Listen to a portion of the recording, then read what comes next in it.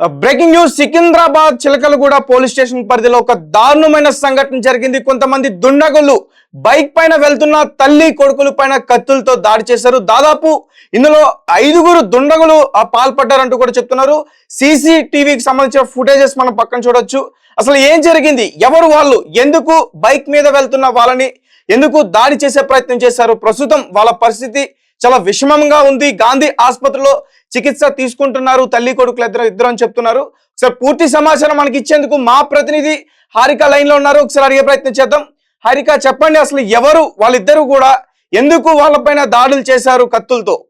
Right Teja, ఇది Chilkalguda police station పరిధిలో జరిగింది. అయితే ఈ రోజు వాళ్ళ బండి పైన వెళ్తున్న సమయంలో యశ్వంత్ వాళ్ళ మదర్ రేణుక ఇద్దరు వెళ్తున్న సమయంలో 5గురు వచ్చి డైరెక్ట్ గా కత్తులతో దాడి చేశారు. విచక్షణ రహితంగా పొడిచారు అని చెప్పుకోవచ్చు. మనం విజువల్స్ లో చూసినా కూడా మనకు తెలుస్తుంది. మొత్తం అసలు ఎక్కడ దొరికితే అక్కడ పొడిచే ప్రయత్నం చేశారు. జనరల్ గా వాళ్ళని ఖచ్చితంగా చంపేద్దామన్న పగతోనే ఒక స్కెచ్ చేసుకుని వచ్చినట్టయితే తెలుస్తుంది. 5గురు ఉన్నారు కదా, దాదాపు 5గురు పాల్పడ్డారు కదా. ఎస్ ఈ ఐదుగురు మనం సీసీటీవీ ఫుటేజ్ లో చూసినా కూడా మనకు అర్థమవుతుంది. వాళ్ళు మరి కావాలనే వచ్చారు, పక్క ప్లాన్ తోనే వాళ్ళని మాటేసి చంపే ప్రయత్నం చేశారు అని చెప్పేసి అయితే తెలుస్తుంది. అయితే వీళ్ళకు సంబంధించి అంటే ఇప్పుడు ఈ యశ్వంత్ రేణుకల పరిస్థితి అయితే ఇప్పుడు నిలకడగానే ఉన్నప్పటికీ ఇంకా ఖచ్చితంగా అంటే ఒక 12 గంటలు గడిస్తే గానీ చెప్పలేమని చెప్తున్నారు. అయితే వాళ్ళ పరిస్థితి ఎలా ఉంది? గాంధీ ఆసుపత్రిలో ట్రీట్మెంట్ తీసుకుంటున్నారు. వాళ్ళ పరిస్థితి ఎలా ఉంది? అంటే స్పృహలోకి వచ్చారా? వాళ్ళు ఏమైనా మాట్లాడే ప్రయత్నం చేస్తున్నారా పోలీసులతో, గానీ కేసు పెట్టే ప్రయత్నం ఏమైనా జరుగుతుందా? రైట్ ప్రస్తుతం అయితే వాళ్ళు మాట్లాడే పరిస్థితుల్లో లేరు. కొంచెం టైం గడిస్తే తప్ప చెప్పలేమంటున్నారు వైద్యులు. అయితే స్థానికుల అంటే అక్కడున్న స్థానికులు చూసి పోలీసుల సమాచారం ఇవ్వడంతోనే పోలీసులు అక్కడికి చేరుకున్నారు. అయితే వీళ్ళు గాయపడ్డ వాళ్ళు మాత్రం ఈ యశ్వంత్ తల్లి రేణుక ఎవరైతే ఉన్నారో వాళ్ళు మౌలాల్లో ఉంటున్నారు అని చెప్పేసి అంటున్నారు. అయితే మరి వీళ్ళకి ఏమైనా వ్యక్తిగత కక్షలు ఉన్నాయా, లేకపోతే ఇంకేమైనా కావాలనే వీళ్ళు ఏమైనా డబ్బుల విషయంలో ఏమైనా గొడవలు అయ్యాయా తెలియదు కానీ ఇంకా మిగతా డీటెయిల్స్ అయితే ముందు రావాల్సి ఉంది. ఇద్దరు కూడా మౌలాలి ప్రాంతానికి చెందినవారా? హైదరాబాద్ మౌలాలి ప్రాంతానికి చెందినవారా? కానీ ఇక్కడ చిలకలు కూడా దాడికి ప్రయత్నించారు కదా. అవును, అయితే పక్క ప్లాన్ ప్రకారమే వీళ్ళని మర్డర్ చేయాలనుకున్నారు. వీళ్ళని కావాలని ఒక ప్లాన్ తోనే వచ్చి వాళ్ళ పైన దాడి చేశారు. ఈ దాడికి సంబంధించి మనం విజువల్స్ లో కూడా చూడొచ్చు ఎంత దారుణంగా పొడిచారు అనేది. అంటే ఈ వీళ్ళని చూస్తే మాత్రం ఖచ్చితంగా అంటే ఏదో గంజాయి తీసుకున్న పిల్లల్లాగానే ఉన్నారు. దాదాపు వాళ్ళ ఏజ్ కూడా 20 నుంచి 23, 24 మధ్యలోనే ఉంటుంది అని తెలుస్తుంది. అయితే మరి వీళ్ళు ఎవరు, ఎక్కడి నుంచి వచ్చారు, మరి వీళ్ళ చేయడానికి కారణాలు ఏమై ఉన్నాయి, మరి వీళ్ళ మోటివ్ ఏంటి అనేది ఖచ్చితంగా పోలీసులు ఇన్వెస్టిగేట్ చేస్తున్నారు. మరి కొద్ది సమయంలో నిందితులు దొరికారా హారిక? అవకాశం ఉంది. నిందితులు దొరికారా హారిక?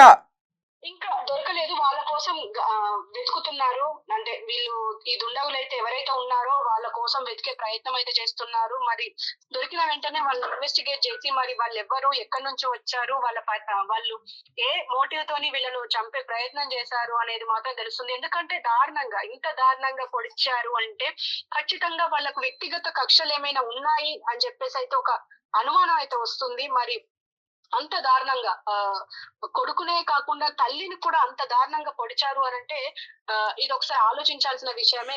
మౌలాలి నుంచి దాదాపు మెట్టగూడ చిలకలగూడ ఆ దగ్గరికి చేరుకోవాలంటే దాదాపు 10 కిలోమీటర్ల లోపు కూడా వచ్చే ఛాన్స్ ఉంటుంది. అంటే వాళ్ళని వెంబడించి పార్ట్ చూసుకుని వాళ్ళని పొడిచారనుకోవచ్చా? డెఫినెట్ గా తేజ, ఎందుకంటే మరి మౌలాలి నుంచి మెట్టుగూడ ప్రాంతం ఏదైతే ఉందో ఖచ్చితంగా చాలా దూరం ఉన్న ప్రదేశమే.